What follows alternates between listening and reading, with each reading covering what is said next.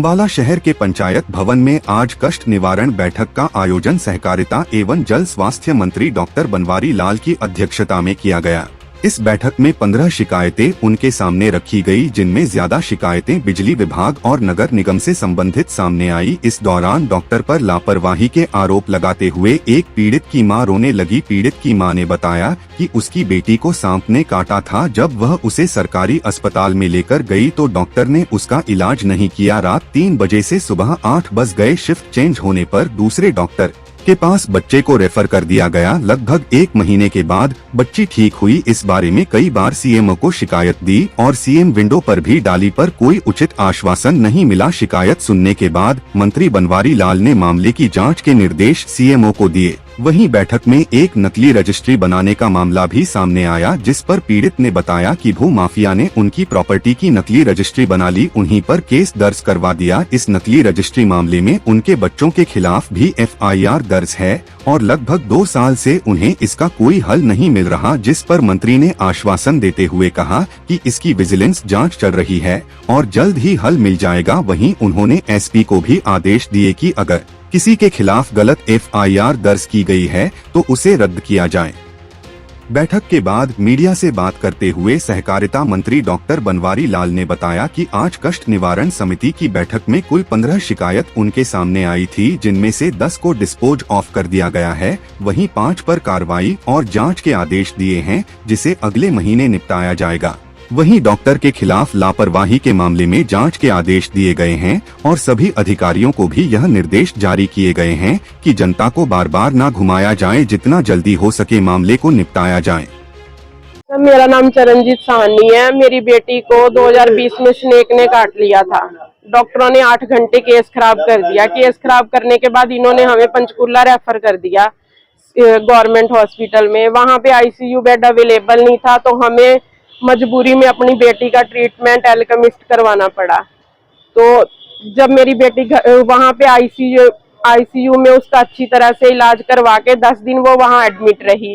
फिर जब मेरी बेटी ठीक होके घर पे वापस आई तो हमने उसकी कंप्लेंट सीएमओ से करी। सीएमओ ने अपनी जो भी टीम डॉक्टर बलविंदर और डॉक्टर हितेश को भेजा। इन्होंने हमें दबाने की बहुत कोशिश की। इन्होंने हमें गवर्नमेंट नौकरी का लालच दिया कि आप माफ कर दो डॉक्टर को, हम आपका सरकार से पैसा वापस दिला देंगे, ये कर देंगे। उसके बाद 2-3 साल इन्होंने हमें धक्के खिलाए। आज हमने पीएम विंडो सीएम सब जगह शिकायत करी, लेकिन हमारी कोई सुनवाई नहीं हुई। लेकिन आज यहाँ सर ने हमें पूरा आश्वासन दिया है कि एक तो जो हमारी बेटी के ट्रीटमेंट में पैसा लगा है वो हमें वापस करवाएंगे और डॉक्टरों के खिलाफ कार्रवाई भी होगी जिनके कारण ये केस खराब हुआ है। 2020 का है मैडम, सितंबर 2020। जी है, मैं दयालबाग अम्बाला कैंट से हूँ। मेरी कंप्लेंट थी, मेरे एक दयालबाग में प्लाट है 100 गज का, जिस पर हमारे पास रजिस्ट्री है, सब कुछ है, इंतकाल वगैरह, और उस पर भूमाफिया ने नकली रजिस्ट्री बनाकर अपना कब्जा करने की कोशिश की, जिस पर हमारे डीसी सर ने रजिस्ट्री नकली पाएगी और डीसी सर ने वो रजिस्ट्री कैंसिल भी कर दी, लेकिन वो उसका प्रोसेस आगे का नहीं हो पा रहा उसमें। तो हम इसीलिए आज कंप्लेंट लेके आए थे कि हमारा आगे का प्रोसेस किया जाए और जो भूमाफिया उनके खिलाफ कार्रवाई की जाए। कितने साल पहले मामला हुआ था? क्या इस दौरान किसी के ऊपर एफआईआर भी दर्ज की गई है? इसमें उल्टा हमारी फैमिली के ऊपर ही एफआईआर की गई है, भूमाफिया के खिलाफ कुछ नहीं किया गया। तो ये मामला हमारा 2021 का है। किसी बच्चे के खिलाफ? हाँ जी, मेरे बेटे के खिलाफ भी किया गया इसमें। तो अब क्या कुछ मांग कर रहे हैं? कितने समय से आप लोग न्याय की गुहार लगा रहे हैं? हमें यहाँ ग्रीवंस कमेटी में तो साल हो गया आते हुए, लेकिन हम जैसे 2021 में हुआ था हमारा 14 जून 2021 में, हम तब से ही न्याय के लिए घूम रहे हैं, लेकिन हमें कहीं न्याय नहीं मिल रहा। हम इवन चंडीगढ़, पंचकूला, सेक्रेटेरिएट, हर जगह, कोई ऐसी जगह नहीं है जब हम जामने छोड़े। अब हमारा लास्ट एक ऊपर प्रधानमंत्री जी तक ही रह गया, मेरे को लगता है जाना। बाकी हमने सारे लेवल के मंत्रियों के पास, सबके पास हुए हैं, हमारा कहीं समाधान नहीं हो रहा।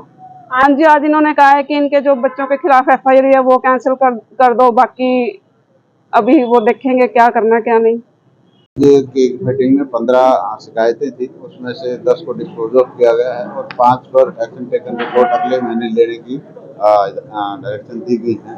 और ज़्यादातर शिकायतें कुछ एक रेवेन्यू की थी, कुछ पंचायत की थी, कुछ हेल्थ की भी थी। तो मिली जुली शिकायतें तो क्या है कि जैसे जिस तरह का शिकायत आई है उस शिकायत से मुझे ये लगा कि भाई डॉक्टर्स का जो व्यवहार और मरीज को क्लियर कट ना बताने की वजह से उनके खिलाफ कार्रवाई करने के लिए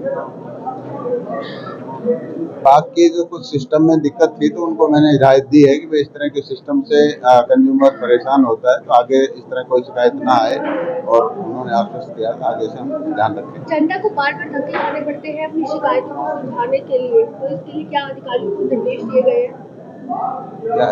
तो वो मैंने यही कहा है कि भाई आप बार बार ज्यादा लंबी डेट भी ना लगाएं और जो भी शिकायत करता है तो उसको तुरंत प्रभाव से उसका निपटारा किया जाए ताकि जनता को राहत मिले।